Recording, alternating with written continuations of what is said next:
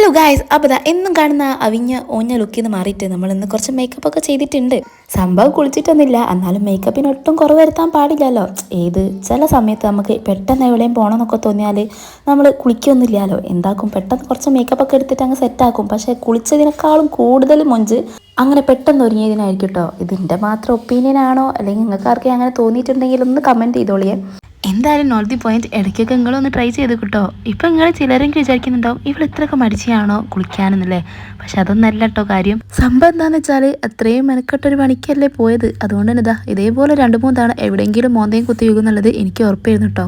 അങ്ങനെയൊക്കെ ആണെങ്കിലും മോൾ എന്നോട് നീ വണ്ടി കയറി കുളിച്ചിട്ട് എനിക്കെന്ത് വിഷമം, എനിക്കൊരു വിഷമമില്ല. ആ കണ്ണീരങ്ങ് തുടച്ചിട്ട് പറ. പിന്നെ ഇത്തവണത്തേക്ക് ക്ഷമിച്ചിരിക്കുന്നത് ഒരു തെറ്റൊക്കെ ആർക്കും പറ്റുമല്ലോ അല്ലേ.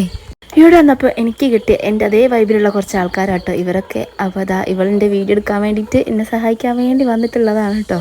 അവളാണ് ഞാനിങ്ങനെ ഊക്കി വിടുന്നത്.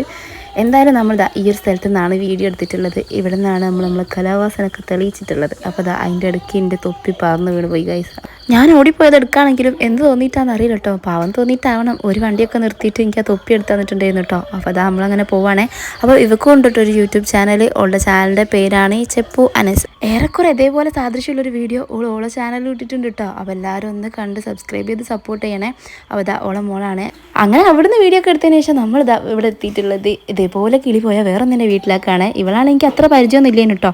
ഇന്ന് വന്നപ്പോഴാണ് ആളെയും പിടി കിട്ടിയത്. എനിക്ക് പറഞ്ഞാൽ വന്നതും നിന്നതും പോയതും എല്ലാം ഒരുപോലെ. അങ്ങനെ നമ്മളിവിടെ ഒരു മരുഭൂമി പോലെ വെയിലുള്ള സ്ഥലത്തു നിന്നാണ് വീഡിയോ എടുക്കുന്നതെങ്കിലും കൂടി നമ്മളൊന്നും കാര്യമാക്കി കേട്ടോ. നമ്മളെ മൈൻഡിൽ ഒറ്റ കാര്യമുള്ളൂ, വീഡിയോ എടുക്കണം, അടിപൊളിയാക്കണം കേട്ടോ. അപ്പോൾ ഇതൊക്കെയാണ് ഇന്നത്തെ വീഡിയോ. അപ്പോൾ എല്ലാവരും ഇഷ്ടപ്പെട്ടാൽ ലൈക്ക് ചെയ്തേക്കണേ. ബൈ.